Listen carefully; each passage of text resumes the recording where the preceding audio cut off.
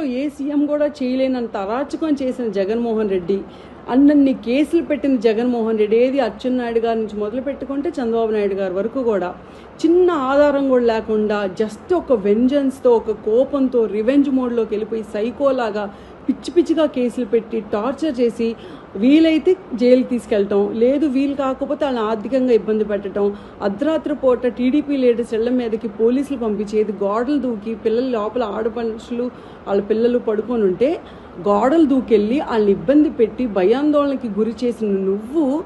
ఈరోజు సిగ్గు లేకుండా ప్రతిపక్ష హోదా లేకపోయినా పరిగెత్తుకొని హెలికాప్టర్ ఎక్కి మరి నీ తోటి ఫ్యాక్షనిస్ట్ అయిన పిన్నెల రామకృష్ణారెడ్డిని కలిసి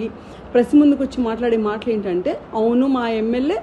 మా ఎక్స్ ఎమ్మెల్యే ఈవీఎం పగలు కొడతాడు, అయితే ఏంటి, నువ్వు ఎందుకు కేసు పెట్టావు, మా ఓల్డ్ జోలికి రావద్దు, మేము మాత్రం టీడీపీ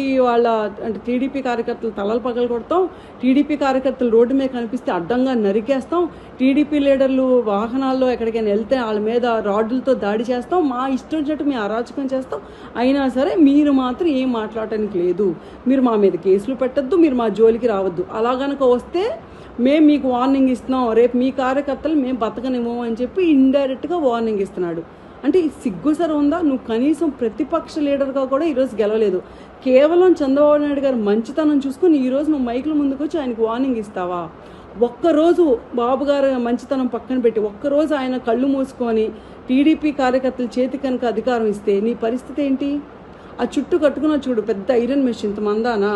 అది కూడా నేను కాపాడుకోలేదు, గుర్తుంచుకో. పోనీలే కదా అని ఊరుకుంటున్నావు, మరి నీకు గుర్తుందో లేదో తెలియదు కానీ ఈరోజు నువ్వు పెట్టిన ప్రెస్ మీట్లో నువ్వు ఇచ్చిన వార్నింగ్లు నిజంగా కనుక ఎవడైనా కేసు పెడితే ఇప్పుడు వచ్చిన కొత్త క్రిమినల్స్ లాస్ ప్రకారం నీ చేతికి సంకళ్ళు వేసుకొని పోలీసులు రోడ్డు మీద ఈడ్చుకుంటే లాక్కెళ్తారు నీ ప్యాలెస్ నుంచి పోలీస్ స్టేషన్ వరకు, గుర్తు